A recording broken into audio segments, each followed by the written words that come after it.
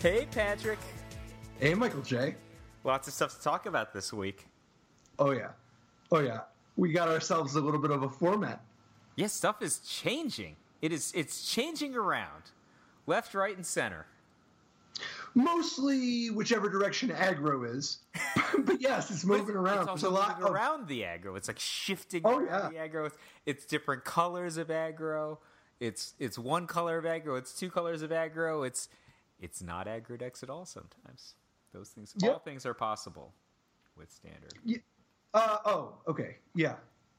I mean, things that are not impossible are possible. Things that are impossible, it takes a little longer. Well, I was thinking, let's start with an oldie but goodie. Is that okay? Oldie but goodie. Sure. All right. So which one's the oldie? It's a 2X oldie. I don't even know what the X Brad stands Nelson. for. Brad Nelson. 2-color. I see. Yes. This is one of the in the running for best decks of the weekend. Yeah. So Brad is a many celebrated tournament victories. He's once again top 8 of the Grand Prix, but he brought back Sylvan Advocate. We haven't seen Sylvan Advocate doing nothing in months, and here he is. It's not just Sylvan Advocate either, though. Sylvan Advocate is part of an actual beautiful little song. And it's not just Brad.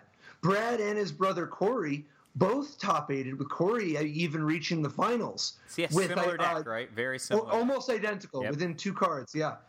The 2 main, 2 sideboard. But, yeah, Brad's green-black deck, Brad and Corey's green-black deck, and Brad is, one of the absolute premier deck tuners in the business, Some say he's the greatest of the standard magicians. He's high up there for sure. So, Brad and Corey's tech for this weekend, and it's not completely dissimilar to some other stuff other people were doing. They just had a different, more old school implementation of it. This weekend success was about the 2-3s. You see, Brad played Sylvan Advocate instead of Grim Flayer or Glint-Sleeve Siphoner or Longtusk Cub.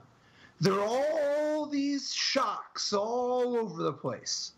You drop Sylvan Advocate reliably or any of these 2-3s. If you're playing 2-3s on turn 2 and you just progress from there, you can actually just get a strategic advantage against the red decks on a card-to-card basis. Your deck's all 2-3s. There's all 2.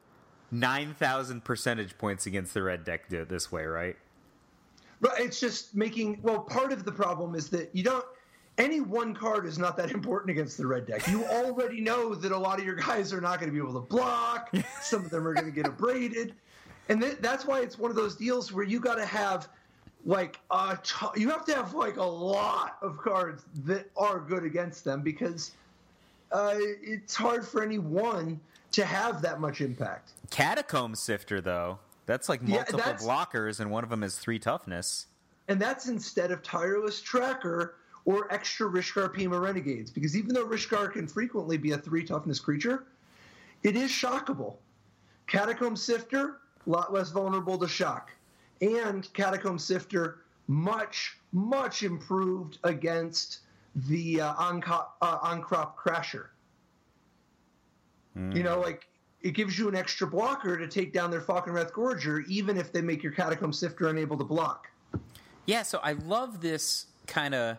It's like... I hate to say... It's good against Menace, too, by the way. Sorry. It's good against... You're right. It's great against, Karizev there. But I like this kind of... I hate to say, next level, but it's kind of a deepening of a good matchup. The red players are already a little apprehensive about playing against the black-green players. But Brad and Corey just say, hey, we start off in this archetype that's pretty good against red to begin with, right? Even if you're just Grim Flayer, even if you're just the more traditional 3-drops or whatnot against red, you already have a good matchup, but now you're just like, hey, what if we just add a toughness here? We're not giving up that much. Add a toughness, add an extra blocker, and it mucks up the ground. And because the red deck right now is so much more of a, I guess you called it a slide deck a few weeks ago, but I feel like it's almost a stompy deck with some burn, a white weenie deck, right? It's so reliant on it's a creature Boros combat. deck that's a little light on white. Yeah, just so reliant on on creature fighting to get the damage in, and so little of the damage is coming from Faceburn that just having just a little more toughness, like a little more combat interaction, just goes so far against them. And remember, they're big. Oh, yeah, go ahead. Well, you can just see because Corey and Brad brothers just took this somewhat unusual version of Black Green Constrictor to the top 8 in the finals, just so well positioned. There's even more to it, though. So, obviously, stuff like Grasp of Darkness is just excellent right now, right? Like, Grasp of Darkness is unbelievable. Primo. So good. Grasp of Darkness killing Hazaret or Glorybringer, being able to take down big trumps while also just trading with whatever. It's so efficient. And then the other little twist, the other little change. So, this is a... Here's how you know this. Dwell on Grasp of Darkness for just a second. Sure. So, Grasp of Darkness is unbelievably good in the format right now. Patrick has already said because of Hazaret, right? Hazaret is a singular threat in Standard. In the red mirror, it's like, I hate to say it's the only thing. It's not the only thing, but it's a lot. It's really substantial. Whoever's got Hazaret online offensively first is at a huge advantage in the red mirror, but it goes beyond that.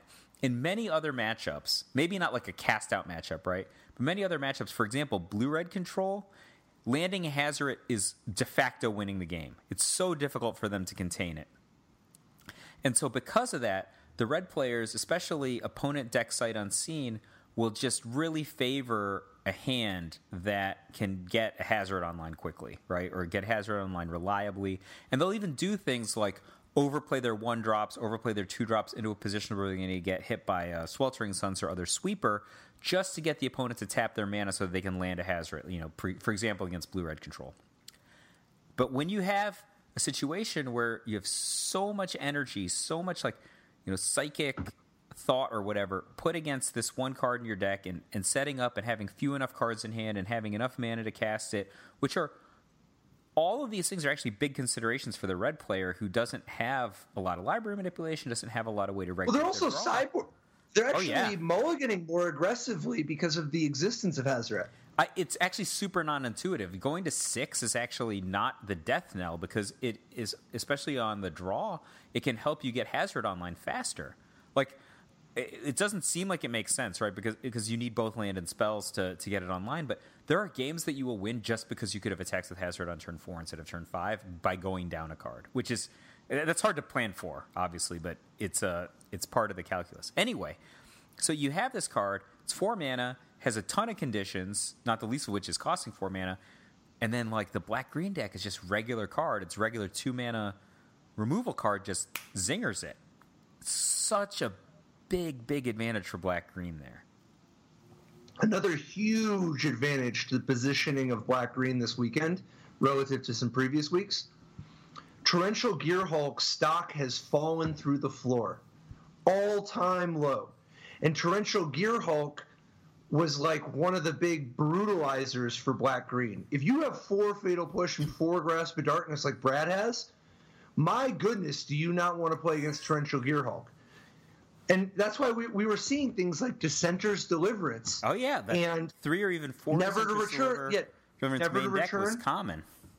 Right, and here, Brad's got not a Dissenter's Deliverance in the 75. Why bother killing artifacts at all? All of the people with the braids have scared the artifact people out of the format.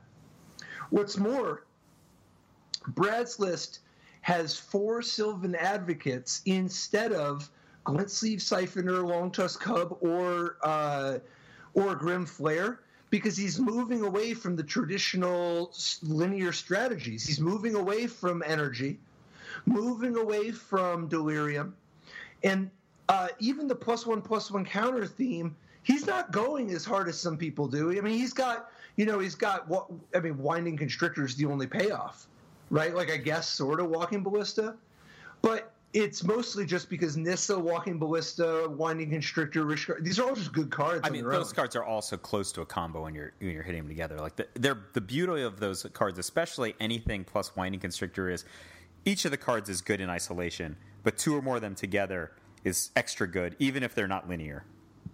Right. Well, and he's using less of the linear all-in themes. He's just playing the good cards. Well, he's not playing the enablers. He's only playing the cards that are so good that they were good even if you don't do it. And if they get together, they're great.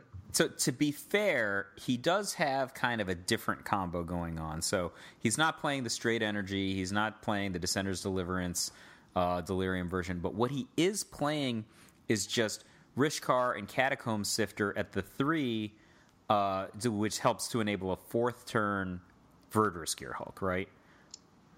Yeah, and this is notable not only for obviously a turn 4 Verdurous Gearhulk is pretty sweet, but he's giving Kalitas a pass because he's planning on jumping straight from 3 to 5. There's no 2-mana accelerators in Brad's deck. And there's enough accelerators at 3 that it's actually like a normal part of the plan to try to go straight to 5 and give 4 a skip. Plus, the focus here is just so different of a direction. Instead of, I mean, not playing Kalitas is kind of an interesting move. You know, I don't know if I would have got away with it, but he's got away from it. But he's playing so many cheaper cards. That he's going to reliably always play something on 2 and always play something on 3. But the part I was trying to get at with the Grim Flayer and, you know, not playing Grim Flayer, not playing Glint-Sleeve Siphoner, not playing all that stuff, because of not playing the energy 2-drops, he doesn't need to play a tune with Ether, right?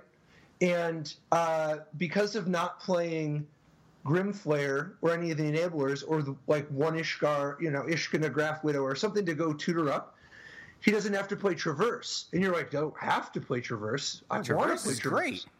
Right, but you know what else is great? Oath of Nissa. Because by playing Oath of Nissa, he also doesn't have to play any sorceries. He's not playing any sorceries. He's just playing 4 Fatal Push, 4 Grasp of Darkness. And you're like, oh, what about the Walking Ballista? Between the Nissas and the Walking Ballistas, maybe it's not that hard.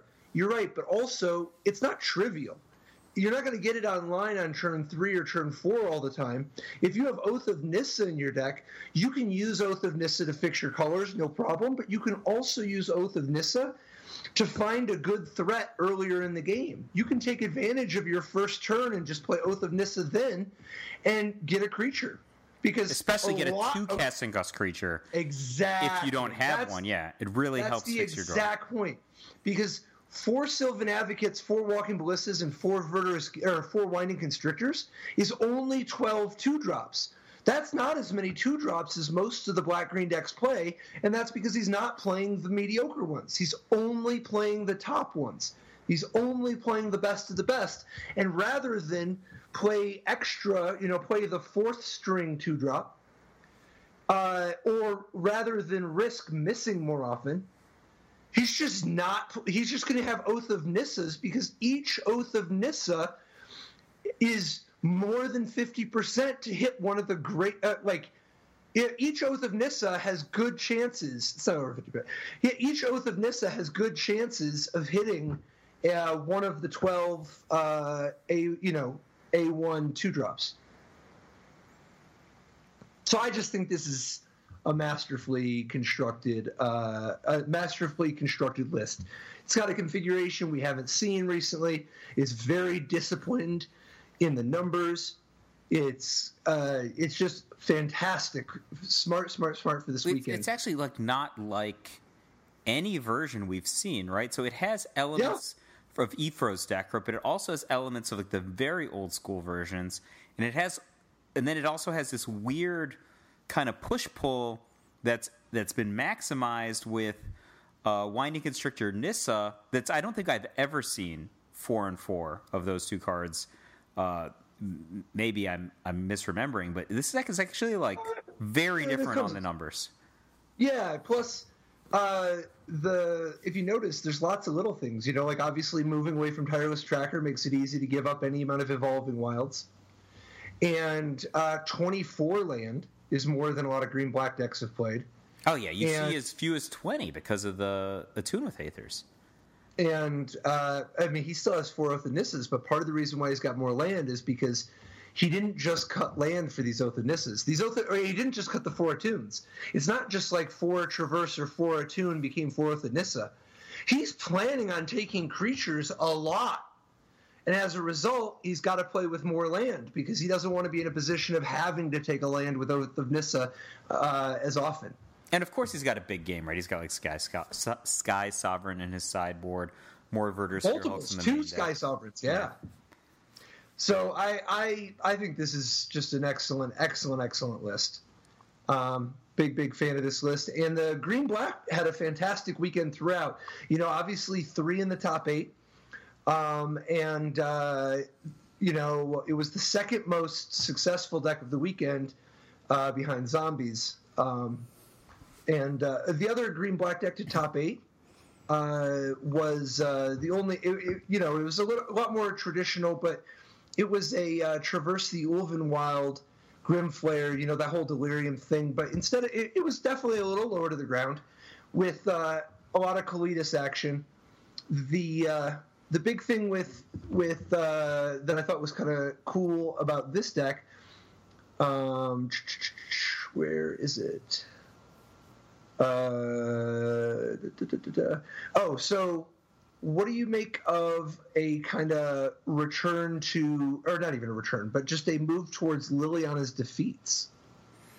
I like it, right? So the defeats are really, really efficient cards. Liliana's defeat is probably my favorite of all the defeats for Constructed. Imagine you had Liliana's defeat in the mirror, right? And you're talking about Daniel Weiser's version, playing against a deck like Daniel Weiser's version rather than against Brad. Because when you have Liliana's defeat and the opponent has Liliana, you just get such a huge bonus there. But at the same time, if people are going to play a lot of Colossus, they're going to play Grim Flayer, they're going to, play some of these substantial threats, up to and including expensive ones like Ob Nixilis, Gonti, Big Liliana.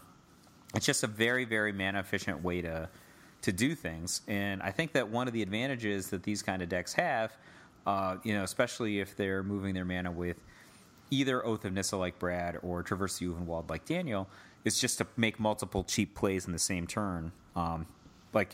You're going to get Grim Flayer online fast. He's going to be big. You can, knock 2 things out of the way and hit in for 4 plus fix your library all at once. What more can you ask in a game of Magic the Gathering? You could ask Liliana's defeat to reward you for the fact that it's a sorcery. Because remember, Daniel's list, 4 Grasp, 4 Fatal Push, already long on instants. But with just 4 Traverses in the main deck, sorcery is not always the easiest to come by. So it's actually upside that Liliana's defeat is a sorcery. I was just inspired by this looking at Brad's list, even though he's not really a Delirium deck. He's got no Ishkana / Grim Flayer action. Is there an argument that the Delirium decks would want Oath of Nissa just for the type? Like at least 2 copies, because then some of them are going to go to the graveyard. Well, you could. It's hard to stack all that stuff up, though. I mean, you can. I think you might have to pull back on Evolving Wilds if you go that route. It's just so hard to play so many tap lands and so many the more of the 1 cost fixers, and it's like every Traverse, every Oath of Nissa, every Evolving Wild, every Hissing Quagmire, they're all tap lands. Daniel's already got effectively 11 tap lands. How many do you want to play? Yeah, that's a tough argument, because if you're cutting Evolving Wilds to make room for Oath of Nissa, you've just cut a pretty reliable source of type going into the graveyard for a less reliable source of type, right? Because you actually need 2 Oath of Nissas to get the first one going in the graveyard. Right. So there's we were alluding to Zombies earlier, and sure enough, Zombies, the strategy of the weekend. I mean, Brad and Corey's Green-Black aggro deck, Green-Black, I guess, Constrictor deck might be the deck of the weekend, but the Zombies was the strategy of the weekend. Just overwhelming. I mean, even though there was only 1 in the top 8, it did take home the trophy, but it also was just everywhere in the top 16 and top 32. Despite only 1 in the top 8, we're talking about a third of the top 32. Yeah, I love the interplay of these decks, right? The Zombies is an aggro-ish deck. It's like not as aggro as some of the possible decks, but it's still an aggro deck. But against red, it's got 2 power 1-drops that come into play tapped. It's kind of aggressive. Yeah, but it's also against red. It's actually the defensive deck, right? It's about blocking. It's about Colossus. It's about removal. Normally, but Steve Locke's twist, Grand Prix champion Steve Locke's twist, de-emphasizing Colossus a little bit. Like, you know how at the Pro Tour the big tech was playing Colossus and a lot less Liliana's Mastery? Yeah, like multiple Colossus. He's only got 1. Instead of 3, he's back down to 1 because he took 2 Colossuses and was like, no, I'm in for the full 4 Liliana's Masteries. Don't get that twisted. I mean, Liliana's Mastery is such a powerful card also. Yep. The not a ton crazy going on in this list, but just a few minor little tweaks and changes. Like obviously 2 Scavenger Grounds instead of the Westvale Abbeys that are so common, and 3 Fatal Push, 3 Grasp of Darkness, and 4 Dark Salvation is a little bit more removal than we don't always see that much. What do you think about that distribution? That specific distribution. I think it's so hard for me to not play 4 Grasp of Darkness. I think exactly the same. If I'm going to play 10, it's going to be 4 Dark Salvation, 2 Fatal Push, 4 Grasp of Darkness, sideboard the other 2 Fatal Push.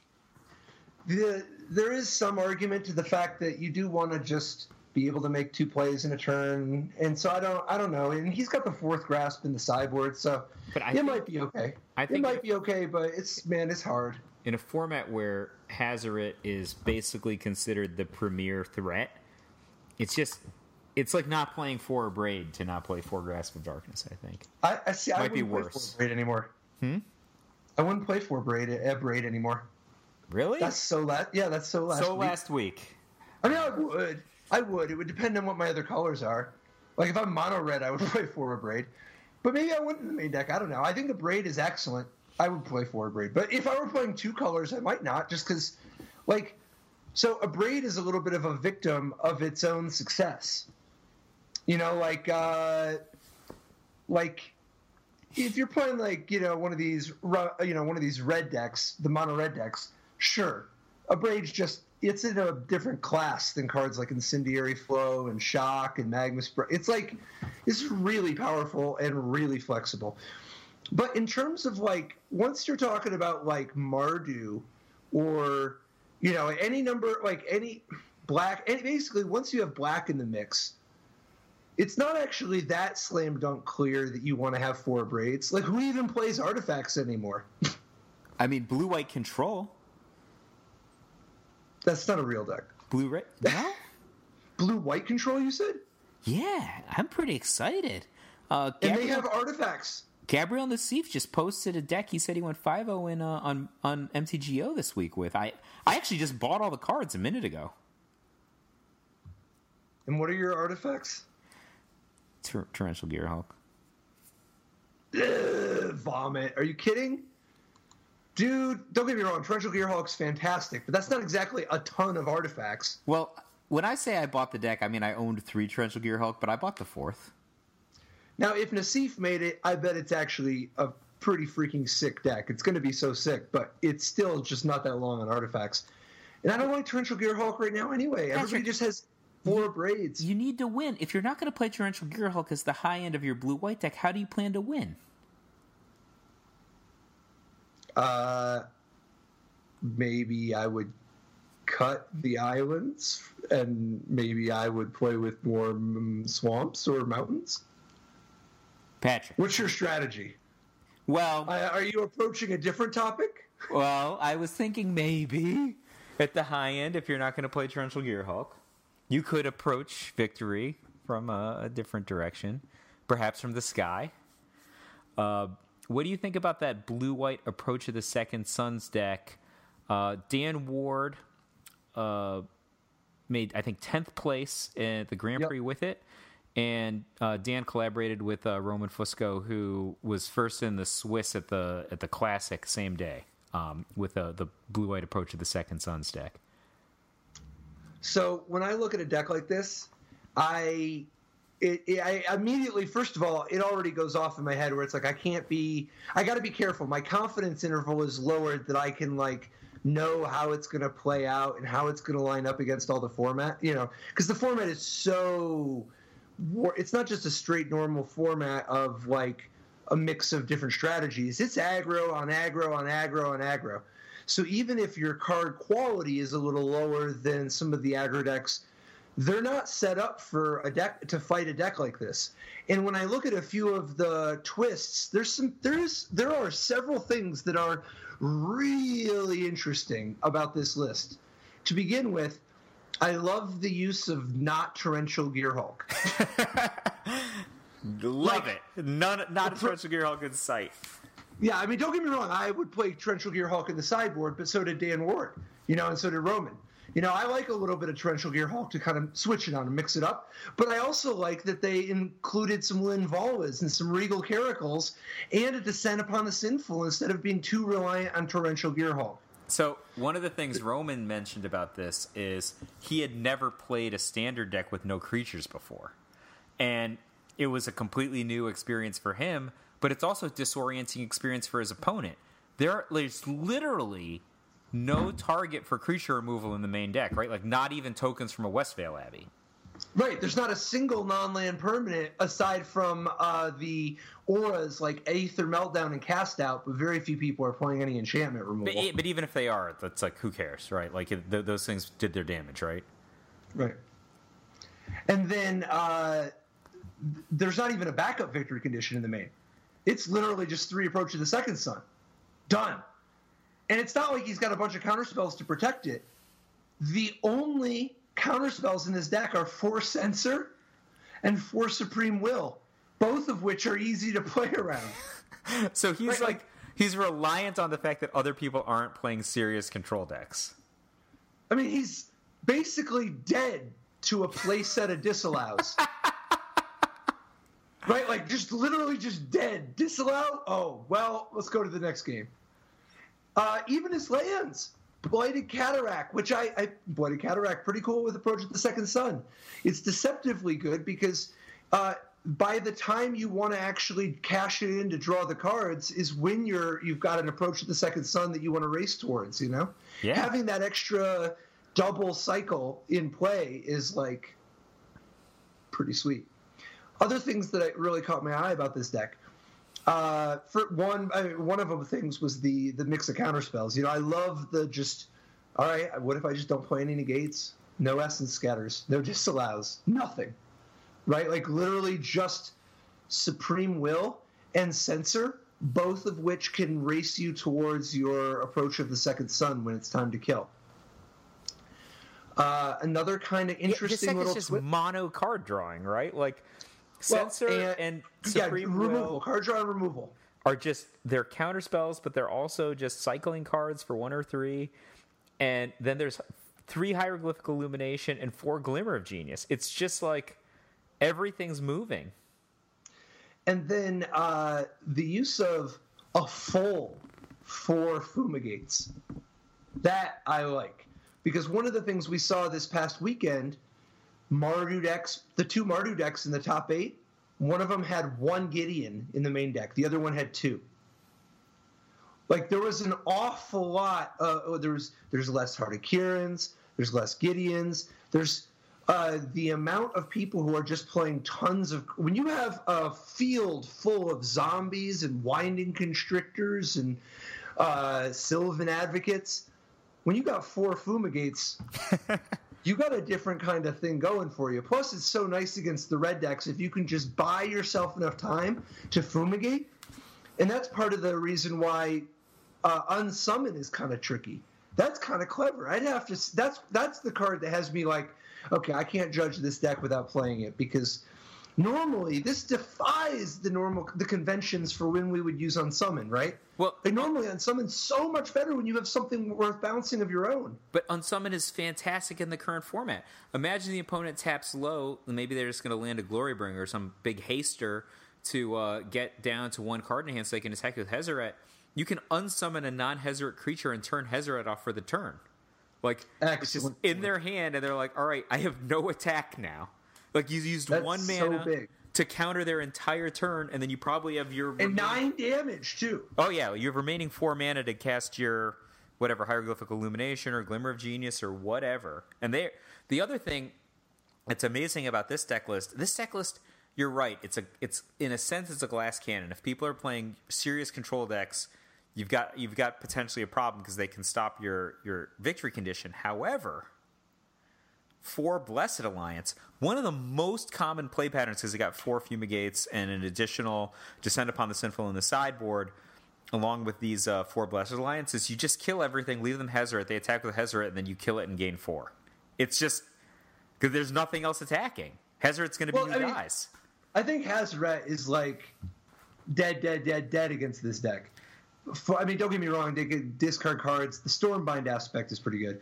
But 4 Aether Meltdowns, 3 Cast Outs, 4 Blessed Alliance, plus 8 counters, plus the 2 unsummons. There is a lot of answer to Hezeret in this list. I mean, the card Approach to the Second Sun is no slouch, right? Like, that card actually has real text against red decks. Yeah, I mean, gaining 7 is, that's not nothing. The sideboard has almost sort of a Heezy circa Kamigawa Gifts Ungiven transformation thing going on. Because obviously being overly reliant on 3 Approach of the Second Sun as your only victory conditions in a format where 2 of the most popular decks are zombies and green-black, and darn well they're going to be boarding in whatever combination of Transgress the Mind, Lay Bare the Heart, Doomfall, any amount of that stuff, Lost Legacy, anything, right? You cannot afford to be reliant on Approach of the Second Sun when they Lost Legacy you. And so he's got a great mix. But the other thing that's great about this sideboard is the opponent, especially if they see a large portion of your library, Approach the Second Sun's deck is exactly the kind of deck where you're going to reveal a large portion of your library because, not only do you have to survive to at least 7 turns to cast it, but then it's a few more turns when you cast it the second time, right? So there's a ton of time goes by. They can see a large portion of your library. They can see there's no creatures at all. It's entirely possible they have not a freaking Fatal Push in their deck after sideboarding, right? They take it all out, and that just doubles the efficacy of Descend Upon the Sinful, Linvala, Regal Caracal, Torrential Gearhulk, whatever heavy hitters that you can bring in. They're already card advantageous for the most part, but if they're card advantageous and unkillable, super solid. The other part of the sideboard that's kind of neat, and I know this is right up your alley, 4 Authority of the Consuls. There is nothing I like better in Standard than Authority of the Councils right now. It's everything you could ever want if you were just like a hardcore metagamer. First of all, it costs a single white mana. It's super cheap to play, and its impact is unbelievable. Not only does it, gain you a little life, which is cool. That's exactly the kind of thing that a blue-white deck might want to do to drag a game along as it, builds advantages and gets to its creature removal and card drawing, etc. But the fact that the creatures can come into play tapped just completely undoes the core advantage of the red deck and Standard. The red deck and Standard 20 haste creatures is all haste, right? No more. If Khenra and all these guys are just coming into play, Bomac Courier, how bad are these? Hezeret, Glorybringer, without haste, they're on just Crop Crasher, all bad. The Crasher's so bad as it is. They're just horrible. And you're it's horrible. I don't know how else to put it. And red can't remove an enchantment, so. It's not like it's an auto win or anything, but Roman lost to red in the Swiss, even though he was first in the, first going into the top 8. He still managed to lose to red, but it's such an increase in margin for the blue-white side. Yeah, I would definitely take a good look at Authority of the Consuls for any slow white deck. It doesn't have to just be blue-white either, but if you're playing a really slow white deck and you want to get some extra percentage against red, that's a good way to do it. I have 3 in the main deck of my green-white deck. You're a maniac. I am. Dude, so you know how we talked about those the Catacomb Sifters and Sylvan Advocates that Corey and Brad used to such great effect? Yep.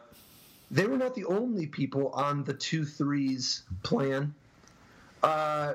One of the cooler decks at the GP was Robert Castro. Oh no, I'm sorry, not Robert. Jeez. Where is the you know exactly which deck I'm talking about? Yeah, Chris Botello's Eldrazi Black. Obviously, we've talked about the use of If Near Deadlands as an enabler for the trifecta of Matter Reshaper, Thought Not Seer, and Reality Smasher. But what kind of set Chris's list apart was the use of four gifted Aetherborn and 2 Drana Liberator of Malakir. I love this deck. I mean, Drana, I don't know if you recall, but when that card was spoiled, when we first started talking about it, we thought this was going to be like a defining card in Standard, and it never really found its spot. Okay. I did. It's just great. Right? It is a good card. It is a really good card. It didn't have great positioning before. In a world of shocks and Falkenrath Gorgers, Drana starts taking up new meaning.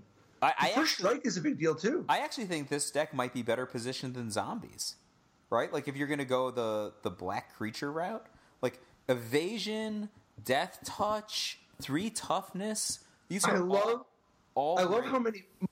how many must kill threats have been pushed into this one package here. Like when the 4 gifted Aetherborns and 4 Glint-Sleeve Siphoners, I mean those are pretty must kill against against different decks, depending on which one. But like, if you put gifted Aetherborn down against red, you might just moat them, right? Or at least greatly slow them down. Now, even if they make your gifted Aetherborn not able to block with their on-crop Crasher, now it's like, okay, so now it's exerted, right? Attack with your gifted Aetherborn. You don't even need to wait around. Just keep attacking. Yeah, you're ahead in the race. And if you've got Glint-Sleeve Siphoner going, obviously that's, there's a lot you can start doing with those extra cards, even if it can die early. But the thing is that even if they use, they're like, okay, I go ahead and I abrade your Siphoner or your Aetherborn. That's one less abrade for Drana. And then the ability of some of these cards to grind, like Liliana the Last Hope, Matter Reshaper, and then Thought Not Seer. You just, once your opponent's removal is so taxed by must kills on turns 2, 3, and 4, as well as disruptive threats and ways to get them back, by the time Reality Smasher comes down, they don't even have ways left to stop it. And that's not even counting collective the brutality, being able to strip the remaining removal spell from their hand or clear the way for Kalitas. Three things about this deck that are really worth talking about. One of them, I think, is just the overwhelming redundancy and ability to get, if you draw the right part of your deck against red, you can go like lead on Fatal Push and then go multiple Gifted Aetherborn into consistently getting some Kalitas action. It's just so much lifelink and then cheap removal that it's exactly what you want against red. Just playing a quote unquote fair game against them. I think that you're wildly ahead there. Another thing I like about this deck is the ability to customize into, it starts off as a pretty aggressive deck. It's not like the most aggressive deck, but it does have like big hasters, 2-drops that are aggressive, etc. But you can like kind of sand off the edges of this deck for sideboarded games that've got like multiple copies of Obnixilis and Gonti. And so you become kind of even siding in the Blighted Fen, you become kind of a just mid-range control deck. Like, it doesn't feel like that in the main deck. It's very, very, like, aggro creature-y, I think, even though there's some mid-range elements. But it can become removal, planeswalkers, mega threats. Oh, yeah, and there's actually some deceptively powerful interactions in the sideboard that are part of that control plan. With 2 Yahenni's Expertise and 2 Bantu's Last Reckoning, we're talking about a black aggro deck with a lot more sweepers than we usually see. Like a lot of green-black decks will have 2 Yahenni's Expertise, very effective against the red decks and so on. But the additional inclusion of 2 Bantu's Last Reckoning is very interesting for a couple reasons. First of all, right off top, the combo of Bantu's Last Reckoning and Colossus is actually pretty filthy. Yeah. Like that's just an excellent interaction. But obviously you get all the zombies, even though your Colossus is dying, and the zombies don't die. You just have a full board, and so even though you skip your untap, you do have an army of zombies, so that's not bad. The other thing that Bantu's Last Reckoning does that's kind of interesting is that when you're playing against the red aggro deck, sometimes being able to Bantu's Last Reckoning, even literally just on turn 3, instead of having to wait all the way to Yahenni's Expertise, it can make a world of difference. And if your opponent has already shoved all in on, they've gone all in on trying to make that Hazoret get powered up, and we're talking about a deck, obviously, that has 4 Grasp of Darkness and whatnot, but if they're all in on that, sometimes Bantu's Last Reckoning can make it so that their follow-up isn't even necessarily that bad. Like if you blow up all their creatures and they draw a card for the turn and it's a 1-cost 2/2, they might not necessarily punish you that hardcore for skipping an untap step. Yeah, I think just on the point that you had made previously, one of the things that's great about this deck is that it just has a huge amount of the metagame force that Black, Green, and Zombies have been relying on. It's got 4 Fatal Push and 4 Grasp of Darkness. It's just super consistent early game defense and ability to resist Hazoret. But on top of that, Chris is adding Collective Brutality as a 2-of to the main deck, which is additional removal, but also additional life gain, right? It's just so much redundancy. Yeah, see, I'm kind of lukewarm on the Collective Brutalities. It's okay. I think that it might be fine here because you do need some more proactive plays you could make on turn 2. But I'm a little concerned that, look at, for instance, Brad's deck. You don't want Collective Brutality against Brad's deck. It's actually pretty, mediocre minus. Oh, yeah, it's not good against Brad. And so I don't know. I just think that the format is so, shifted so much to try to fight against shocks and red 1-drops that Collective Brutality actually lost a little bit of its effectiveness. But that said, you got to play something that costs 2 in this deck. You can't play all 3s and 4s. And I think it's okay. I don't know how often we'll actually be gaining life, though, because I don't know what cards I'm discarding to gain 2 life. But maybe. Depends on how the race is going. I do think I would play a 12th colorless source, though. 11 just seems like it's so lean. He has the Fen in the sideboard. Yeah, but I would play the 12th in the main deck. 21 black is so much. Anyway, I know you want to play the Gifted Aetherborn on 2, but this deck is super, super, super, super sweet. This deck gives me a lot of hope. That said, I'm a bigger fan personally in terms of what I'm thinking about playing at the upcoming, GP Denver's, coming up very shortly. And maybe, a little over a week. And I'm thinking I'm currently leaning towards playing some kind of a black-red control deck. Yeah? Or Grixis. I kind of like Grixis too. But was there a black-red control deck in the top 8 this week? There was. So Nathan Lothamer played a black-red control deck that I really like a couple of the things he's doing here. And to begin with, for Gifted Aetherborn. You talked about this card ever since it was revealed, and it's really getting a chance to shine. And I like this this sort of progression. Gifted Aetherborn makes it harder for people to have enough removal to deal with your Colossus or your Chandra or whatever. And then what's more, Gifted Aetherborn, unlike other 2-drop, unlike just playing even more removal, because this is a strategy that is sometimes prone to just, my hand is just 6 removal spells, and then you just sit around. Gifted Aetherborn can actually be a little proactive. Plus, the Gifted Aetherborn makes you a little bit less vulnerable to the prospect of like playing against one, like for instance Daniel Ward's blue-white approach to the Second Sons deck. And then Gifted Aetherborn has the ability to trade up.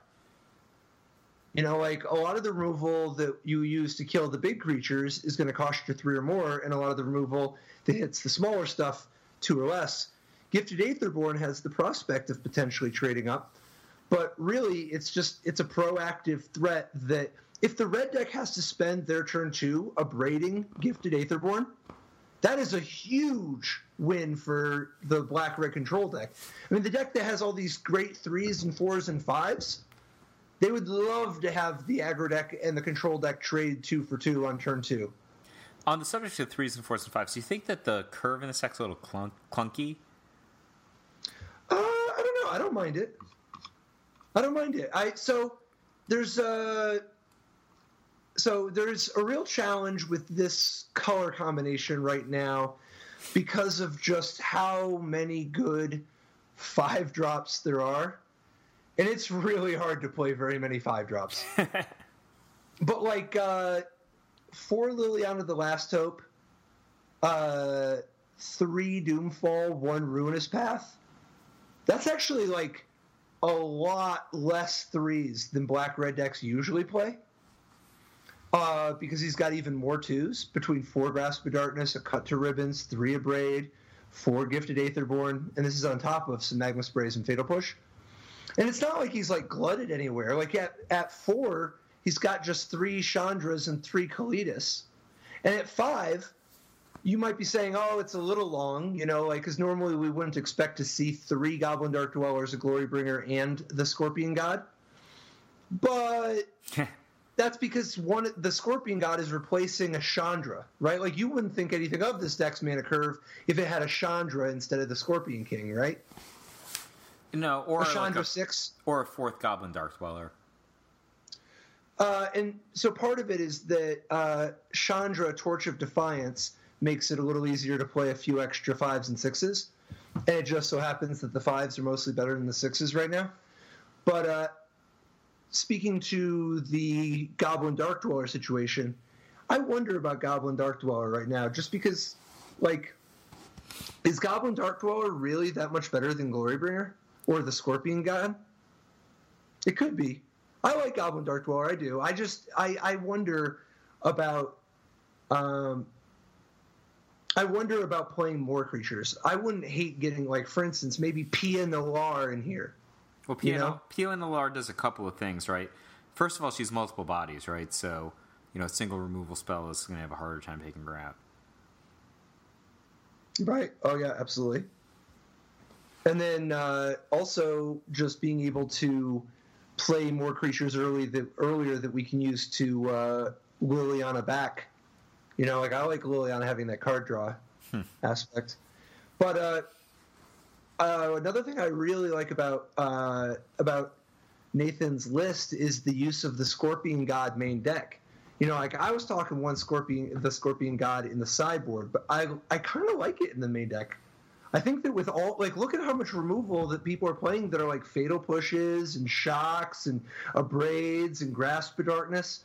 You show up with the Scorpion God, you are going to knock some skulls.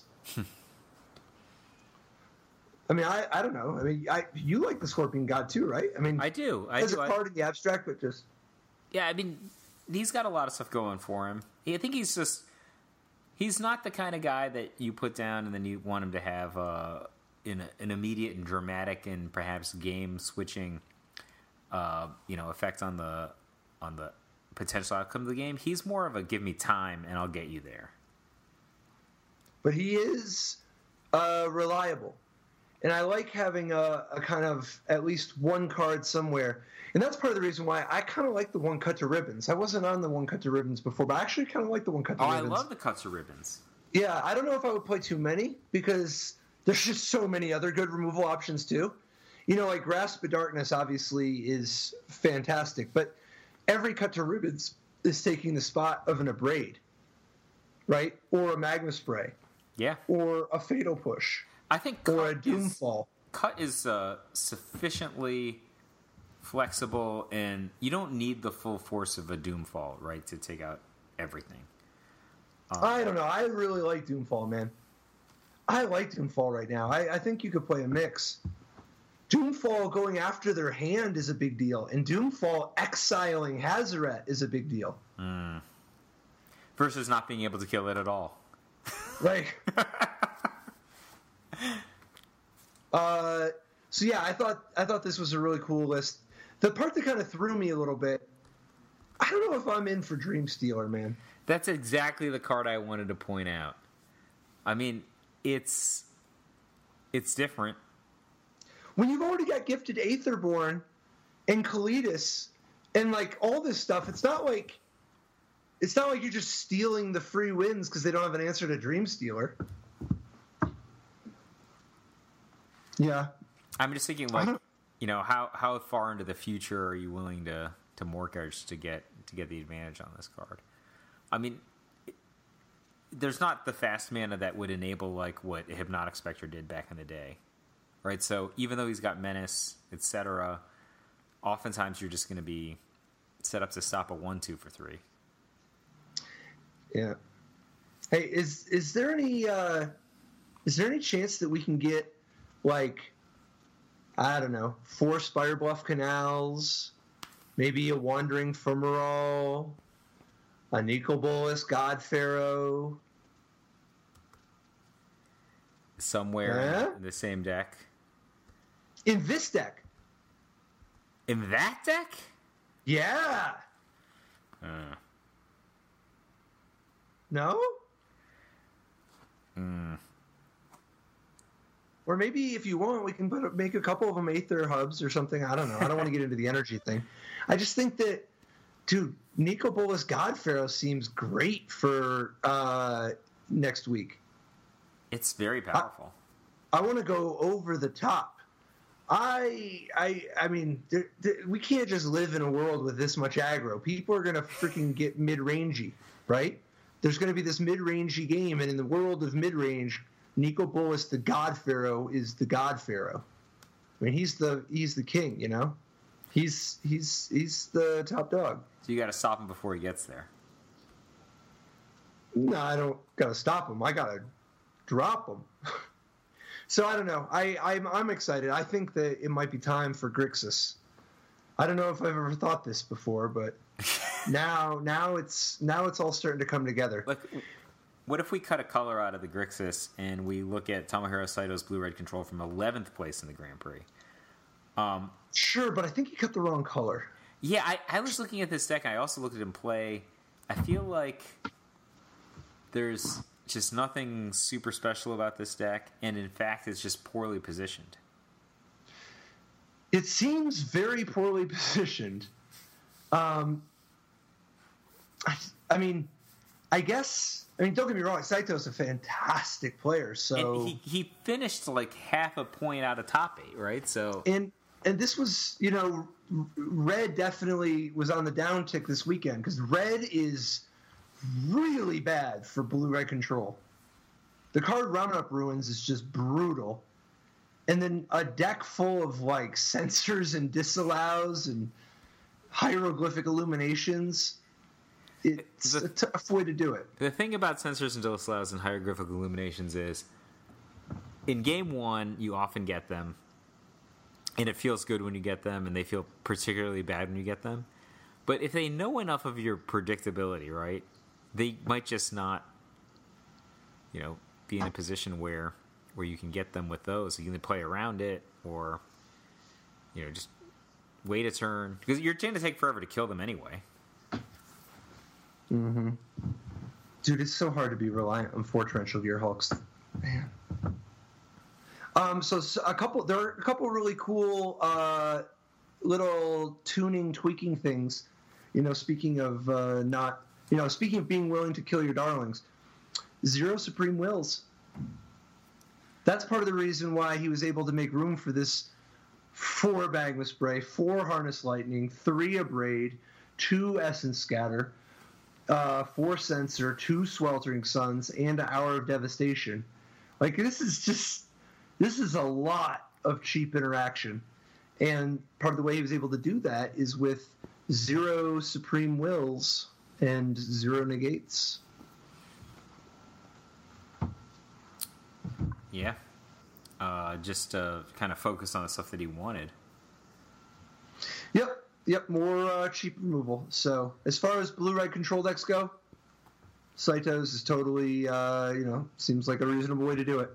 I personally, I'm not sure that I want to do it, but I'm kind of interested in black-red, man, or Grixis, but with Nico Bolas. You said you're playing green-white though, or are you playing blue-white? Well, I've been mostly on Magic Online. I've been playing green-white the past couple of weeks. My thesis is just there's red decks, and most of the rest of the metagame is going to grow up around the red decks, including mid-range decks. If you can put together a deck that's good against all those, you have some amount of viability. But then if you also have a way to do that and beat red, then you're way ahead. So that's why I mentioned you have a green-white ramp deck, but in addition to whatever else that's going on, it's got Authority of the Councils in the main deck, which is just outrageous at slowing down red decks. What's your card draw? Hour of Promise, Chef at Monitor, Clue tokens. Okay, if you're doing the Tireless Tracker thing, Tireless Tracker can go a real long way. Were there any other decks at the GP that kind of stood out to you? No, I think for me, I think we covered most of the exciting stuff. I thought that the approach to the Second Sons deck might have been the most novel of the weekend, but I can totally respect the Sylvan Advocate deck being the most novel. Yeah, both definitely pretty great. And actually, Shang Lo finished 28th with a blue-white approach of the Second Sons deck as well. That looks, it seems like it's about the same thing, the only difference being one Jace, Unraveler of Secrets. I guess there's some Stasis Snare action instead of the Unsummons, but kind of,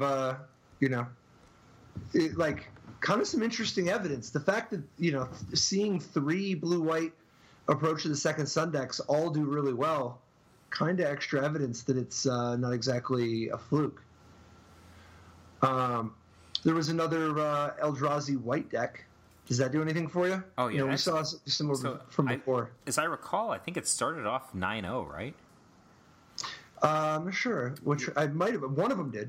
Yeah, so Jonathan Job, I believe, started off 9-0. And correct me if I'm wrong, isn't he the one who kind of brought at least the previous version of Mono Red to that Star City top 8? It's possible. Anyway, looking at this Mono Wood Eldrazi deck, this deck it's real interesting in a lot of the places that you want it to be. Only 2 copies of Gideon Ally Zendikar main deck, but the other 2 are in the sideboard. But he has 26 creatures, an artifact, some enchantments, and only 2 sorceries. But listen to these creatures. He's got 3 copies of Archangel Avacyn, which is great. 3 copies of Eldrazi Displacer. Something might be going on here. 4 Matter Shaper, 4 Selfless Spirit, 4 Thought-Knot Seer, 4 Thraben Inspector, and of course, 4 Walking Ballista.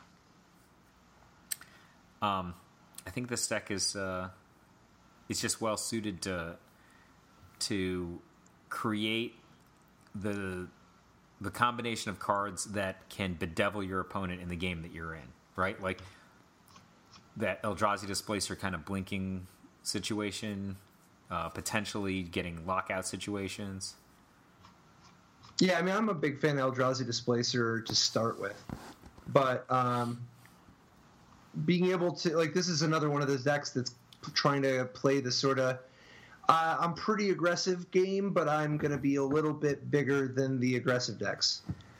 I mean, imagine how much of an advantage you have if you're going in a sideboarded game and you've got Authority of the Councils and Eldrazi Displacer in your deck at the same time. That must be so powerful against, for example, the God Pharaoh's Gift deck. Yeah, I knew you were going to love this the moment that the Authority of the Consuls gets involved. But what do you think of the Solemnities in the sideboard? 3. There's still reason to believe that energy's a thing. right? And maybe that's I don't know from his specifics, but this deck is probably. He stops all the +1/+1 counters too. Yeah, I'm just saying. Like, I think he's probably mostly tested against red, and so he just wants to have some sort of a switch capability if something comes up that he wasn't anticipating. Sure. So there was another Grixis deck this weekend, finished 12th at the Classic, the SCG Classic over on the other side. It was piloted by Carlos Nino, and it's a Grixis Colossus deck. We haven't seen this in a little while, and he's got a few new twists and turns. All of his creatures are really powerful. 4 Metalwork Colossus and 4 Glint-Sleeve Crane, obviously very exciting. And then 1 Elder Deep Fiend to help improve the Sanctum of Ugin package. And then 2 Herald of Anguish. Kind of a really powerful card that's never found that great of a home because by the time it came into the picture, people were destroying artifacts left and right. You can actually make an argument around that. We were talking about Descender's Deliverance getting cut earlier this week. Even if people are going to play the maximum amount, this has so many artifacts, right? Right, and it's not like a Braid is good against Herald of Anguish. Specifically. So, and then compared to previous Colossus decks, interesting mix. 3 Fatal Push, 3 Kozilek's Return, plus the 2 Battle at the Bridge, help rounding it out. And then 2 Mirage Mirror. 2 Mirage Mirror for the purposes of copying even more Metalwork Colossus.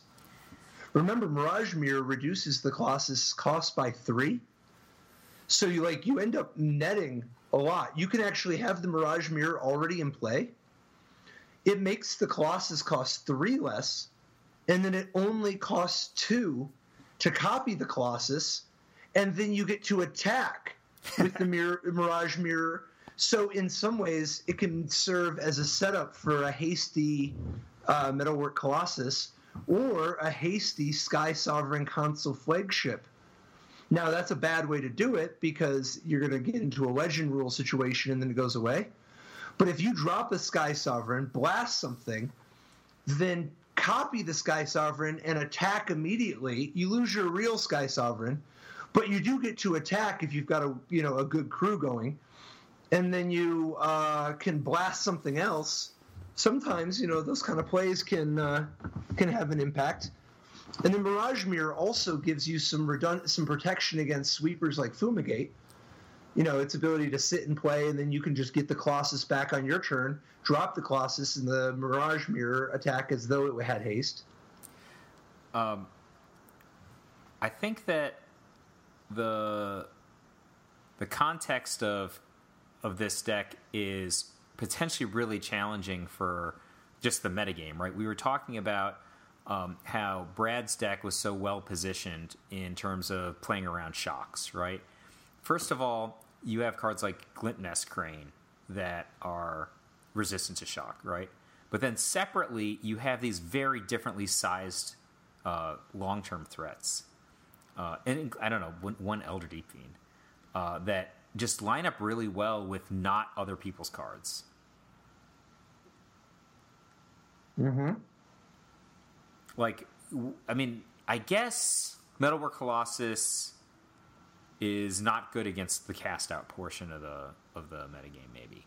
But it's so There is not a cast out portion of the metagame. We were just talking about the cast out portion of the metagame minutes ago. Okay, so here's the color breakdown from the last GP. 82.5% black. This is not an exaggeration. 82.5% black, 28.6% red, 27% green, 20.1% white, 8% blue. It's 82.5% black, man. So what you're saying is it's even better against the metagame than I was anticipating with quote-unquote a cast-out percentage. So I wonder about the Scarab God and the sideboard. I think the Scarab God is awesome. But I worry that a sideboard plan of world, like if you're going to have World Breaker and the Scarab God in your sideboard, it's a diminished value when your main deck is already Metalwork Colossus. Like, people playing Graveyard Hate already want to Graveyard Hate your Metalwork Colossus. Whatever it is, right? Scavenger Ground, whatever. Yeah, I think that the World Breaker, etc., is for something else, though, right? Like, I hesitate to say that it's for the cast-out portion of the metagame, but if there were a cast-out portion, that would be a card that you would want. What about the Scarab God, man? Scarab God is awesome. What do you want me to say? The guy's huge. He's a 5/5 for 5. It's another graveyard card! Yeah, but, like, he's a different graveyard card. Like, what if, instead of saying that people are going to metagame against Metalwork Colossus with anti-graveyard, what if they're going to metagame against it with anti-artifact or with, I guess RFG effects are good against both, but, you know, maybe it's not necessarily just going anti-graveyard. There's not that many anti-graveyard cards you can play, just the land, right? No, I mean, people play the crook or whatever, the artifact, the Relic of Progenitus. You never actually sacrifice. You never accidentally, you know. Moving the Metallic Rebukes to the sideboard is kind of a clever innovation. Why? Because you can just represent them. And counterspells are so unplayable right now in the main. But no, I think it's actually sweet because I think it's tricky because one of the things, it's not intuitive to not play Metallic Rebuke. That's normally one of the big payoffs, right? I mean, I don't know. I think it's clever. And then I like the 3 Maverick Thopterists in the sideboard. I mean, I've always liked that card a lot. And then I think the Nico Bolas Godpharaoh, I love Where Your Heart's At, but man, that's a little ambitious. Why? I guess can cast it. Off Hedron Archive, if it doesn't get abraded, maybe. Like who are you bringing in Nico Bolas against? I don't know, another Grixis deck. You got it. So anyway, I'm excited, man. I love it. I have, like I was saying earlier, I played FNM the past consecutive weeks. If we hadn't been recording tonight, I would have played in a standard tournament tonight. Good friend Roman Fusco beat Landy Ho in the finals of the standard tournament I didn't play in tonight. So, you know, it's just everybody's excited to play standard. So there's a feeling in the local stores that I play at that hasn't been there for a while. Like, people are just excited to play. Like, Monument, blue-white control variations, mono-red, like all kinds of decks that didn't even exist 6 months ago. People are battling with, and all different people are being successful tournament after tournament, and it's shifting, right? So a couple weeks ago, we didn't see, you know, a big pall of zombies at the end. It was just, you know, I think next week there's going to be a different deck on top. That's what I mean. And I think Green-Black will be second place again, like it has been each of the last 14 weeks. But maybe a different Green-Black. Oh, it's been a different one every time. Yeah, we had another Green-Black. We've had 14 different Green-Black decks be the second best deck of the last 14 weeks. So I'm looking forward to next weekend. Yeah, so if there's one thing I know, it's Green-Black will be in second place this week. All right. We're Top Level Podcast. I'm Michael J. Flores. And I'm Patrick Chapin. And you can find us many places on the internet. You can find us on our website, toplevelpodcast.com, on Facebook, on Twitter, on Instagram, on Patreon, where we'd like to thank Jesse McMinn this week. Thank you, Jesse. Yeah, thanks, Jesse. Major props. We appreciate the support for, helping make it possible to come out and do this every week. Yep. So, if you want to join Jesse and support us on Patreon, we would love that. We would also love it if you subscribe to us on iTunes or YouTube, wherever you like to consume your podcasts. And if you want to leave a review, just, leave a great one. If you don't, then, just send Patrick a nasty note on Twitter. And he'll... No. The alternative is leave a mediocre one. Oh, wow. That is not only a dagger, that is a blunt dagger. Like, really, sanded off edges. No, I'm not trying to dagger. I'm just saying, I'm not one to judge the quality of other people's reviews. I'm sure that they're trying their hardest to review and to say nice things. And obviously, I hope they say nice things regardless. But if they only do a mediocre job, hopefully they just do a mediocre job at saying nice things. Fair enough. Also, see you guys next week. And you, Patrick. See you then, man. Bye-bye. Dude, you should come to GP Denver!